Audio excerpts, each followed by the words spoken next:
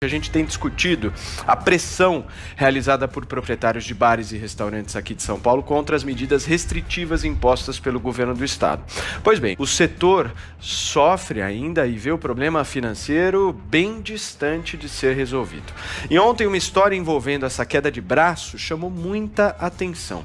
Um dono de restaurante colocou uma placa na porta do estabelecimento anunciando 1 ano de churrasco grátis para quem matar o governador João Dória. Não é por aí, não é por aí. Eu interpretei, sinceramente, me parece ter sido um caso de humor, de humor ruim. Mas não dá. É simbólico, sim, mas é perigoso fazer esse tipo de coisa, principalmente porque a gente está vendo um mundo de muita tensão, né? Muita polarização. Eu tenho notado um aumento grande da tensão aí de vocês de São Paulo contra o governador João Dória. O povo está cada vez mais irritado, tem visto cada vez mais protestos, as manifestações estão cada vez mais duras. Mas já que a gente está falando de paciência, pessoal, o povo de São Paulo tem que ter alguma paciência no seguinte sentido. Tomaram uma decisão, 2 anos atrás, de eleger João Dória governador. Democracia é isso. O voto foi manifestado, foi colocado nas urnas e agora o mandato dele termina daqui a 2 anos. Daqui a 2 anos, o povo de São Paulo terá a oportunidade de tomar uma outra decisão e escolher um novo governador. Pode escolher de novo João Dória, pode escolher outro governador. Isso aí, gente, é democracia. Quando a gente começa a falar de morte, de matar, de não sei o quê, eu já acho o impeachment um extremismo. A morte, ela mostra uma certa falência da gente como sociedade de esquecer a dimensão humana dos mandatários. O João Dória, ele é um ser humano como todos nós, com defeitos, com qualidades, e que merece a clemência e a piedade humana. A gente jamais poderia falar de morte, né? Eu não sei se esse cartaz realmente configura crime, vou deixar para as autoridades decidirem. A gente não ouviu a defesa do comerciante, eu não vi o contraditório, não vi o que ele alegou, não vi o que o comerciante está dizendo, o advogado dele, então fica difícil se manifestar.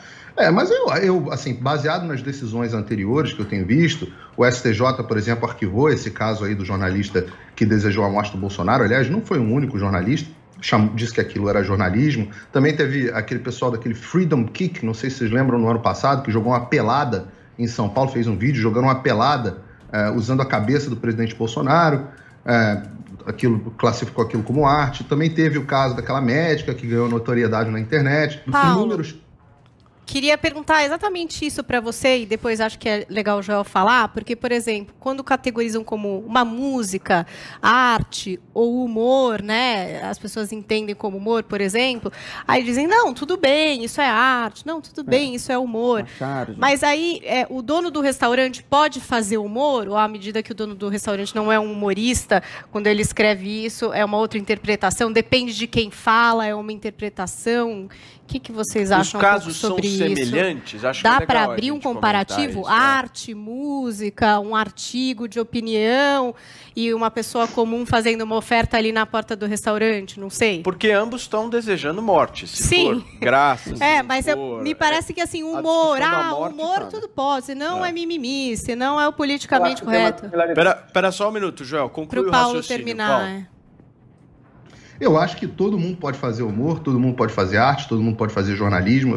Daqui a pouco vão começar a pedir carteirinha de humorista, né? Isso aí não dá. O humor é uma coisa que faz parte da natureza humana. A arte também faz parte da natureza humana.